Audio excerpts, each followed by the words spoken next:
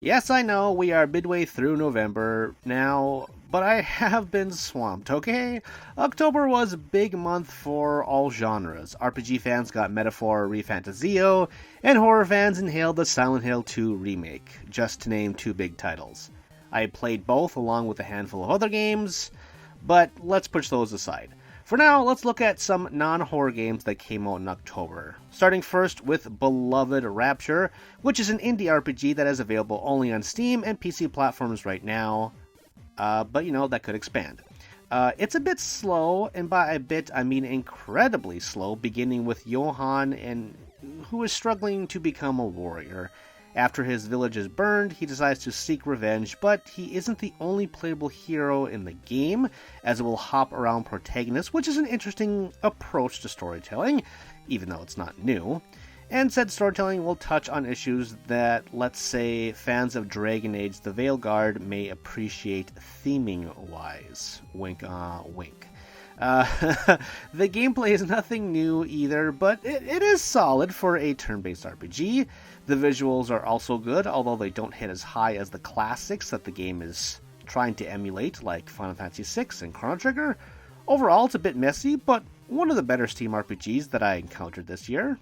Blindfire aesthetically looks a lot like Cyberpunk 2077, but it's not the same game at all. This multiplayer game thought outside the box and decided to pull players into dark rooms.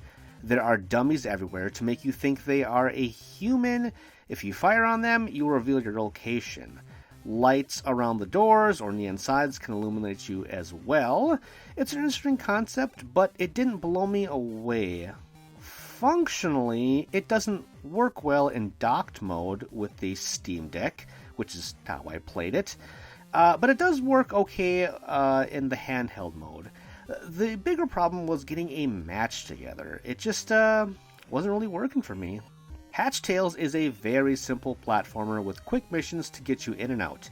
The big gimmick is the grappling hook you can use to climb up walls or break through structures.